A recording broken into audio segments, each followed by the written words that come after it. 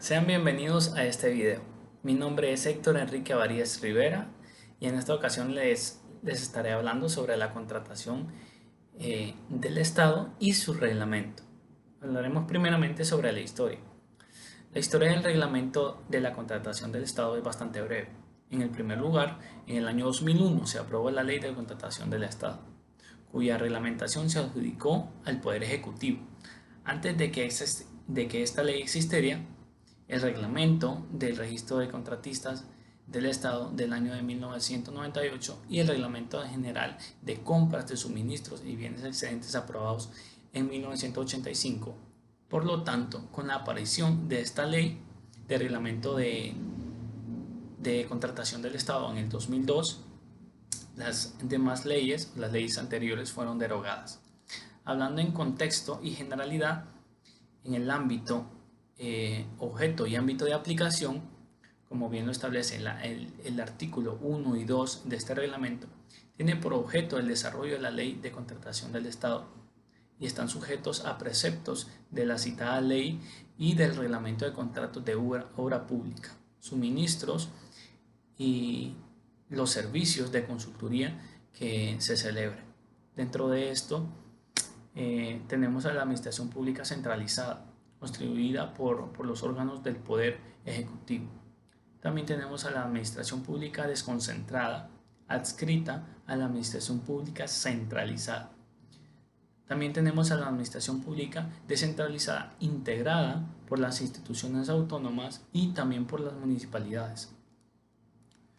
Tenemos a los tribunales de elecciones, que dentro de estos tenemos al Ministerio Público, la Procuraduría General de la República, la Procuraduría del Ambiente, la Superintendencia de Concesiones y Licencias.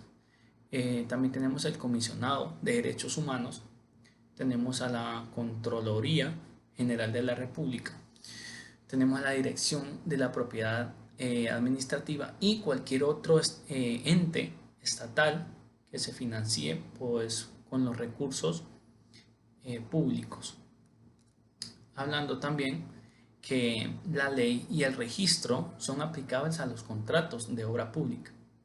Entonces el suministro de bienes y servicios de consultoría, que como las actividades materialmente administrativas celebran los poderes legislativos y judicial conforme a las modalidades de su estructura y ejecución presupuestaria, en el marco de la independencia y de la corporación de los poderes. Ahora estaremos hablando un poco sobre las definiciones, algunas definiciones muy importantes que hay dentro de esta ley, para que podamos entender un poco más. El contrato de obra pública. ¿Qué es el contrato de obra pública? Pues este es celebrado por las autoridades competentes con una o más personas, sean ya naturales o jurídicas, para construcción, reforma, reparación, conservación o mantenimiento, aplicación o demolición de una obra realizada de trabajos que modifiquen la forma o sustancia de los suelos o subsuelos, a cambio de un precio. En especial se comprende la construcción de presas, también de acueductos, puentes, edificios, carreteras o puertos, aeropuertos, también líneas eléctricas y demás obras de infraestructura, así como draguados, sondeos, correcciones de impacto ambiental, inyecciones y perforaciones del subsuelo u otros análogos.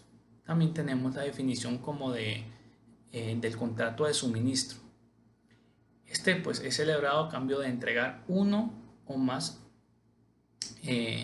artículos, equipo u otros bienes muebles especialmente determinados de una sola vez o de manera continuada o periódica.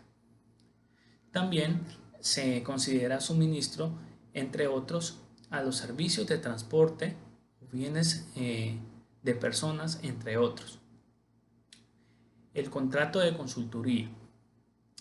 Contrato por el cual una persona natural o jurídica, a cambio de un precio, se obliga a prestar el servicio de los órganos administrativos competentes en la medida y alcancen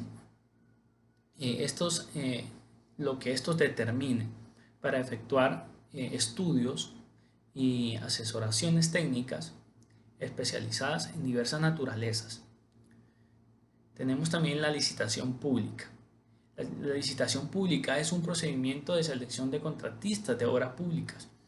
Además, el suministro de bienes o servicios, que estos consisten en la intervención pública a los interesados que cumplan con los requisitos previos a la ley y al reglamento.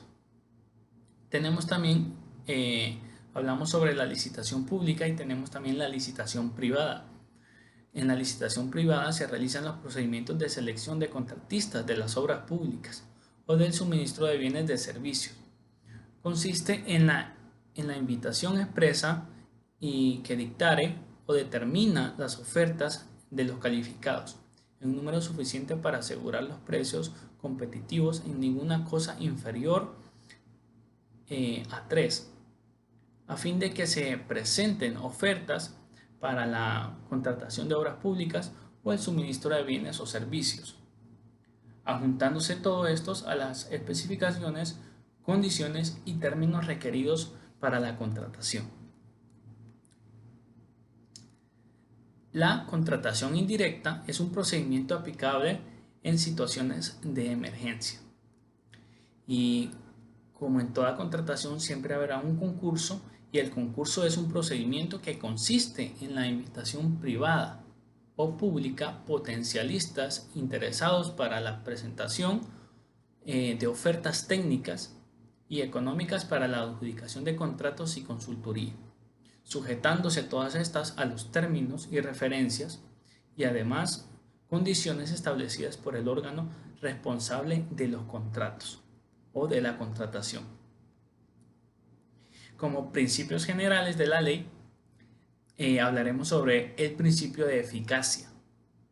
Contenido en el artículo 9 de esta ley, se puede resumir y seleccionar los siguientes o siguiendo los procedimientos y criterios de adjudicación de los contratos previstos en la ley y en este registro o en este reglamento.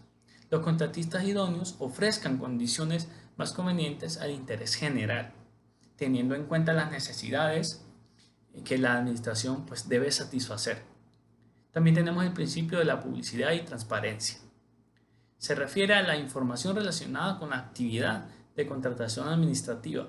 Incluye referente al inicio de los procedimientos que se relacionen o estén seleccionados a los contratistas, la necesidad de precalificación o de inscripción en el registro de proveedores y contratistas y todo lo relacionado al procedimiento de igual forma para que sea transparente, para que sea igualitario y den oportunidades para todos los posteres, conteniendo esta información en el artículo 10 de esta ley o de este reglamento. También tenemos el principio de igualdad y libre competencia. Los principios o requisitos legales de este reglamento cuyo cumplimiento permite a los interesados participar en condiciones igualitarias. También tenemos el principio de igualdad y de libre competencia. Los requisitos legales y reglamentos cuyo cumplimiento permiten a los interesados participar en condiciones de igualdad, procedimientos de contratación. Son los relativos a su aptitud para contratar, capacidad y solvencia económica y financiera e idoneidad técnica a los profesionales. Tenemos también el principio de información reservada. En cuanto al principio de información reservada, los encontramos en el artículo 12 de este reglamento, el cual establece que este principio de información reservada se considera información que puede colocar a un oferente en su posición de ventaja respecto a otro, por lo cual se prohíbe su revelación. Y por último tenemos el principio de reciprocidad. Este principio contenido en el artículo siguiente, el principio de reciprocidad, se refiere a los oferentes extranjeros podrán participar procedimientos de contratación en las mismas condiciones en las que puede hacerlo los nacionales, un extranjero con los que nacemos acá, en los países de origen de aquellos, sea de Europa o sea de América o de otro continente. Ahora hablaremos sobre la competencia para contratar y hablaremos sobre la administración centralizada. En los secretarios o los secretarios de Estado están facultados de conformidad con el artículo 11 y 12 de esta ley para adjudicar contratos y celebrar dentro del ámbito de su respectivo ramo. Asimismo, los funcionarios que ejerzan la dirección superior de los órganos descentralizados adscritos en el Poder Ejecutivo tienen competencias similares cuando así lo dispongan las leyes que los crearen o en sus otras disposiciones legales especiales. También tenemos en las instituciones autónomas los funcionarios que ejerzan o representen de las instituciones autónomas a título de directores o secretarios de ejecutivo, presidentes o gerentes, según correspondan, tienen competencias similares e igual que las juntas o consejos directivos que estas instituciones tienen facultad de celebrar contratos. Esto está tipificado en el artículo 20 de esta ley. Y en cuanto a las municipalidades, los alcaldes municipales, que tenemos conocimiento todos, que son competentes para juntar y celebrar los contratos en interés de unas municipalidades, con las excepciones y modalidades siguientes. Corresponde a la corporación municipal adjudicar los contratos cuyo arbitrio es aprobado anualmente para que este órgano colegiado pueda aprobar lo que se realice en las reuniones. Corresponde igualmente a la corporación municipal autorizar al alcalde municipal para la suscripción de los contratos a que se refiere el inciso anterior y aprobados. Una vez suscritos, al acuerdo de la aprobación será necesario que estos contratos puedan sufrir los efectos. También corresponde al alcalde municipal informar a la corporación municipal en las sesiones inmediatas. Esto tipificado en el artículo 21 de esta ley o de este reglamento. También tenemos el poder legislativo, judicial y otros entes, que también son bastante importantes. La competencia de estos entes para contratar en los casos previstos en el artículo 2, párrafo segundo del reglamento, corresponde a los presidentes de los poderes legislativos y ejecutivos, la solvencia e idoneidad de los contratistas. La solvencia e idoneidad de los contratistas, como primero tenemos la solvencia económica y financiera, que está tipificado en el artículo 36, idoneidad técnica y contratos de obras públicas, tipificado en el artículo 34. Tenemos la idoneidad técnica en contratos de suministros. Esto lo encontramos en el artículo 35 de esta ley. Idoneidad técnica en contratos de consultoría. Esto lo encontramos en el artículo 36. Son cuatro artículos, el 33, 34 y 35, 36, donde podemos encontrar la solvencia e identidad de los contratistas. En cuanto a los requisitos previos al inicio de los procedimientos de contratación, hablaremos primeramente sobre los requisitos previos. Bueno, previo al inicio del procedimiento de contratación, la administración, por medio de los órganos responsables de la contratación, deberá acreditar el objeto. Es decir, que tendrá la necesidad que se presente para satisfacer y el fin público perseguido para poder contar con ello. Para esto deberá tenerse en cuenta los objetivos y prioridades de los planes y programas de desarrollo que se puedan llevar a cabo en la investigación pública de corto, mediano o largo plazo. Esto lo encontramos en el artículo 24 y 25 de la ley. El expediente de la contratación, una vez que se adopte la decisión inicial de la contratación mediante resolución interna que dictare el efecto del órgano responsable del titulado de la unidad técnica, en este caso, quien delegue la facultad, tal y como está establecido, está tipificado en el artículo 51 de esta ley, se formará el expediente de contratación, que éste contendrá como primero se realizará o se prepararán los pliegos de condiciones a la licitación o las licitaciones.